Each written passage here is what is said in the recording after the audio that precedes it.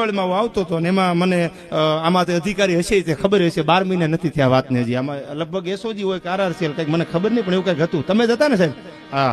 એટલે મને સીધી આમ ઓલી સુમો ગાડી આડી નાખી. હું ઉતાવળમાં મેં કીધું નક્કી કરી લ્યો. તેથી હું પાછો સાહેબ જોખમમાં હતો. હા, એટલે બીક તો હોય ને ભાઈ.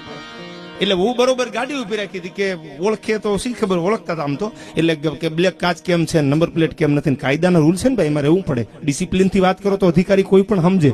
તમે સીધો જ ફોન કાઢીને કે હું લગાડી દઉં મિનિસ્ટર ને, એને કાયદાનો ફાંકો તો હોય ને ભાઈ, એમ થોડા વાત કરે. પણ તમે ડિસિપ્લિન થી પ્રોટોકોલ થી વાત કરો, સાહેબ આમ ને નામ હતું તો એનામાં માણસાઈ છે એ સમજે, કાંઈ વાંધો નહીં ભાઈ, જાવ દો જે કઈ ઉતાવળ છે ને. એટલે મેં નીચે ઉતરીને કીધું, મેં કીધું કે ગાડી ચેક કરવી છે, મેં કીધું કરી લો. તમારા સાજિંદાના બધા તબલા અને હાર્મોનિયમ ને આવું બધું પડેલું, મેં કીધું કાંઈ વાંધો નહીં, ચેક કર્યું, કાંઈ વાંધો. પ્રોગ્રામ છે? કીધું હા. ક્યાં પ્રોગ્રામ? મેં સાહેબ માંડવી જવું છે. ગાડી કેમ એટલા સ્પીડમાં? મેં કીધું સાહેબ અમારો તો ધંધો આ રોડ માપવાનો, એટલે ટાઈમે ન પૂગે ને એટલા માટે ઉતાવળમાં હાલું છું, કાંઈ વાંધો નહીં, હવે ખોટી નથી કરવા, જવા દો. ત્યારે મને ગૌરવ થયેલું. મેં કીધું મારી પરિસ્થિતિને સમજ્યા છે એના માટે એને હજારો સલામ કે મારું ઉતાવળ છે.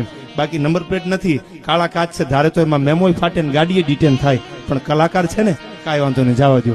એનો નશો છે માયાભાઈ અમને, એને એટલા માટે એમાં ગૌરવથી વાતું કરી છે. સારું લગાડવા નહીં, અમારે કઈ 2 નંબરના કઈ પેટીયું હારવા નથી, સારું લગાડી.